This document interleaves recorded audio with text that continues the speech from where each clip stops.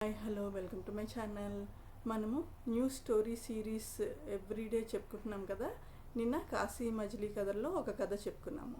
ఇవాళ ఏం చెప్పుకుందామంటే పరమానందయ్య శిష్యుల కథలో ఒక కథ చెప్పుకుందాము. అయితే పరమానందయ్య గారు గొప్ప పండితుడు, నిష్ణాతుడు, సకల విద్యా కోవిదుడు అన్నమాట. అయితే వీరికి ఈ శిష్యులు ఎలా అయ్యారో కథ తెలుసుకుందాము.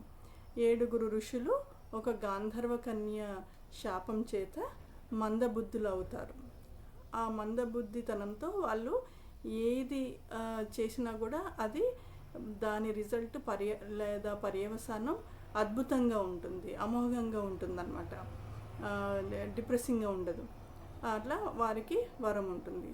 అయితే శాప విమోచనం ఏంటి అంటే వీళ్ళు శిష్యరికం చేస్తూ ఉంటారు పరమానందయ్య గారి దగ్గర.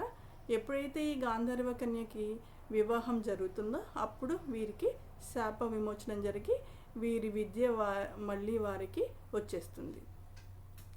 సో అలా ఈ పరమానంద శిష్యులు 7 పరమానందయ్య గారి దగ్గర శిష్యరికం చేయటానికి వస్తారు. ఒకరోజు పొద్దున్నే పరమానందయ్య గారు పాఠం చెప్తూ ఉండగా రాజుగారి దగ్గర నుంచి పిలుపు వస్తే తలుపులు వేసేసుకోండి అని చెప్పి వెళ్ళిపోతారు. అయితే పరమానందయ్య శిష్యులు ఫస్ట్ డోర్ ఏమో మెయిన్ డోరు సింగిల్ డోర్ ఉంటుంది. తర్వాత తలుపులు అన్నారు కాబట్టి ఇంట్లో అన్ని తలుపులు వేయటానికి ట్రై చేస్తారు. ఒక డోరు క్లోజ్ అవ్వదు.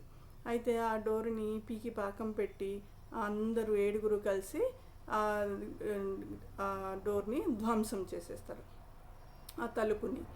అయితే అప్పుడు ఈ లోపల పరమానందయ్య గారి భార్య అక్కడికి వస్తుంది. వాపోతుందనమాట. అయ్యో ఏం చేస్తున్నారు వీళ్ళు అని, ఇల్లంతా పీకి పాకం పెడుతున్నారు అని అనుకునే లోపల పైనుంచి గుమ్మం నుంచి తలుపు విరిగిపోయేప్పటికీ కాసుల వర్షం కురుస్తుంది.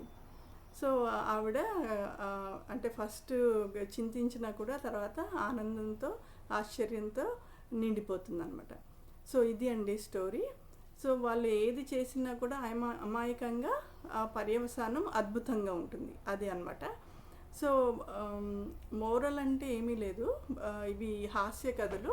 సో మనము హాస్యంతో కూడిన సంఘటనల్ని మనము ఆ సంఘటనలు అద్భుతానికి ఎట్లా లీడ్ చేస్తాయో అనేది మనము ఈ స్టోరీస్ ద్వారా తెలుసుకుంటూ ఉంటాం. సో ఈ కథ మీకు నచ్చినట్టయితే లైక్ చేయండి, షేర్ చేయండి, సబ్స్క్రైబ్ చేసుకోండి.